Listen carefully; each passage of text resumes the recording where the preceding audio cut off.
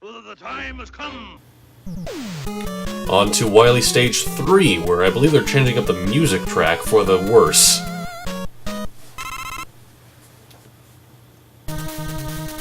Yeah, I'm not a big fan of this track. I mean, it's like, it's got a background, I guess, and it's somewhat intimidating, I guess, but it's still stupid, man. It's just...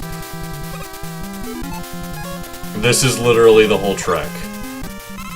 Alright, so that's all the way back up, so that's ready for when we have to do rematches. Which you might notice, we aren't doing any of the Robot Master rematches right now. That's because they are their own separate level. They're not attached to just random points in the level like they were in the original Mega Man. Again, yet another change that they would continue to use in all the Mega Man games to follow. Have a bit of a water section here, although it's like brown water. I don't even want to think about what this is. Okay, what is the Stage 3 boss again? I believe it's the Guts Dozer.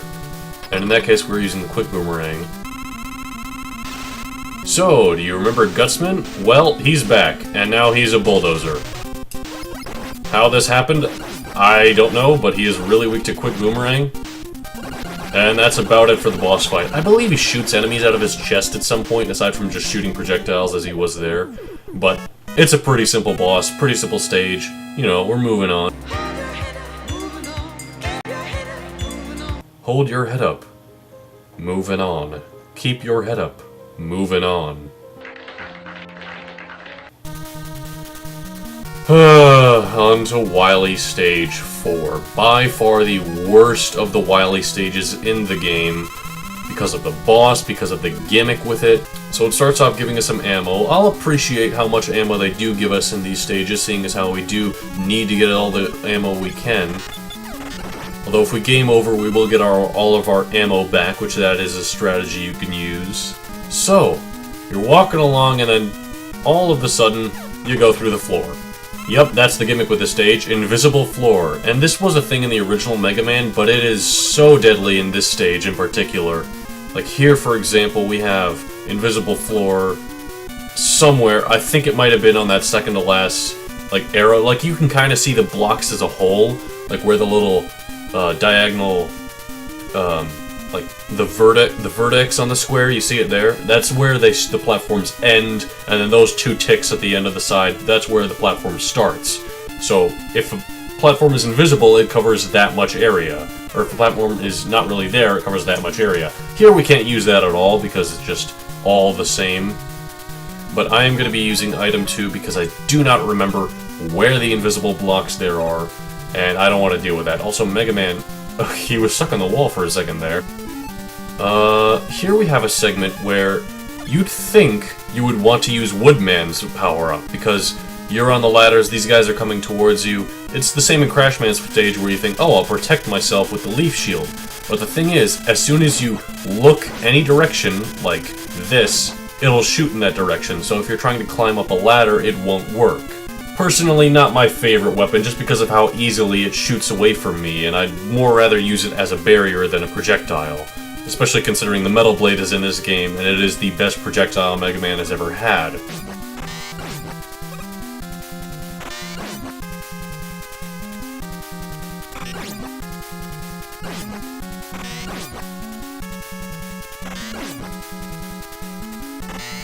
On to the next screen. This is one where it wants us to jump from the platform, onto the next platform, which is kind of challenging. I'm just going to go ahead and use item 2 to skip through that right there. Okay, we're at full health. I just used an energy tank completely by accident. Whoops! Anyway, this here is one of the hardest bosses in Mega Man, up there with the Yellow Devil. This is the Sentry Turret Drone dude, whatever he is. And basically, he is a bunch of these here, flashing lights that shoot at you. But we can pause the game to make ourselves immune to the attack for a moment. These guys only take damage from the Crash Bomber, but you also need to use the Crash Bomber in some instances in order to destroy these walls. And I have studied and memorized exactly which ones we need to destroy in order to get through the boss fight. And we're only going to have one use on our Crash Bomber left now. We're going to now need to use item 1 to travel up here. We're running out of health. But we made it through. That boss is not easy at all. The one thing is that if you do happen to take out some of the walls and then die, those walls will stay gone. But it doesn't mean all that much in the end because you're going to be taking a lot of damage in the fight and you won't be able to grind back ammo very easily in the previous segments. Because, you know, all that's there are like all the spikes and then those enemies coming at you. All their drops mostly fall into the spikes. And here we have the obligatory boss rush. Once again, with not a lot of ammo left on our weapons. I'm not sure which boss is where, but it's a safe bet to go with Metal Blade just because 3 of the bosses are weak to it. Anyway, we're gonna go with the Bubble Lead because it's Heat Man. How? Every time we kill a boss, we are gonna get health back, and we're gonna be teleported back to the main room where we can fight another boss. Airman, okay.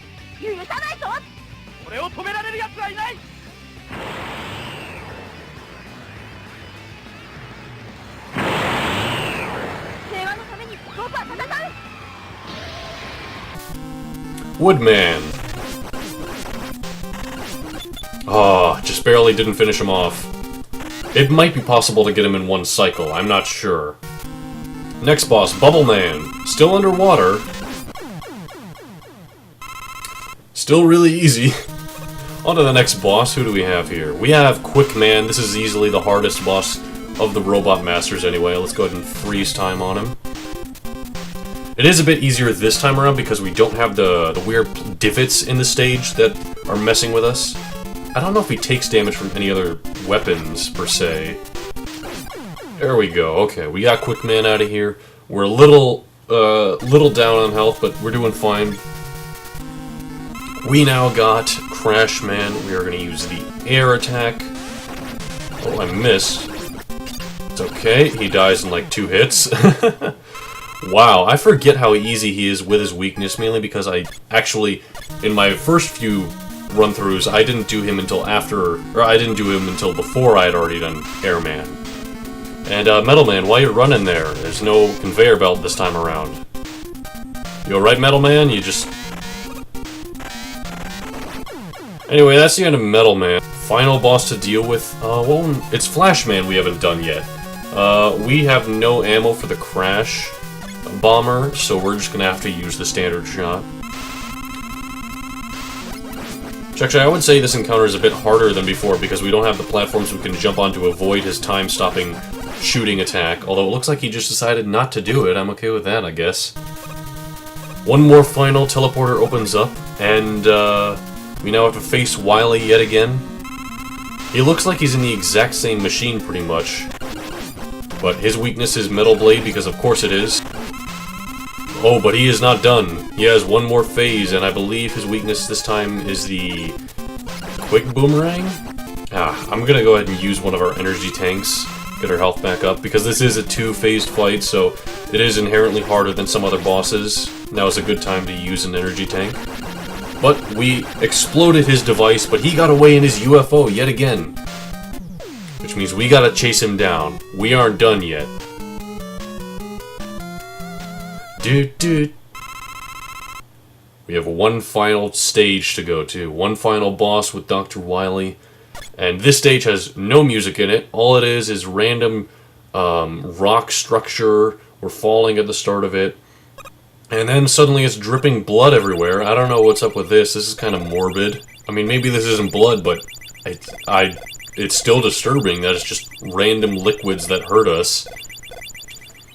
But heading into the boss arena, Wily emerges from his UFO, and he transforms into an alien. So yeah, Dr. Wily was an alien the whole time. We're in space fighting now with our Bubble Lead.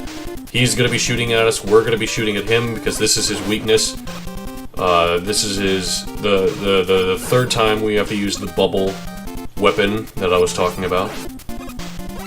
Pretty simple boss fight. He just floats around shooting directly at you, so as long as you keep moving and jumping, he'll never hit you unless he really predicts where you're going, but that doesn't happen too much. And you are going to need to jump into him because the bubble going across the floor is not going to hit him.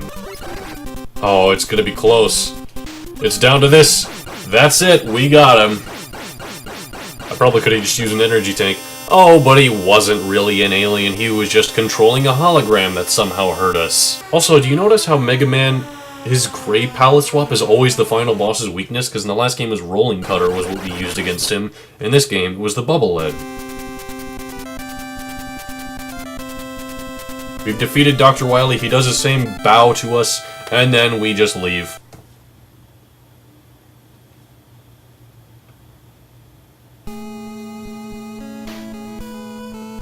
Yeah, I don't know what's up with the ending. I mean, I guess he just left Wily to live another day or something, but nothing's really said at the ending. It's just kind of awkward. If that's the one gripe with this game, I would say some of the poor level design choices and then that ending just being so abrupt and strange.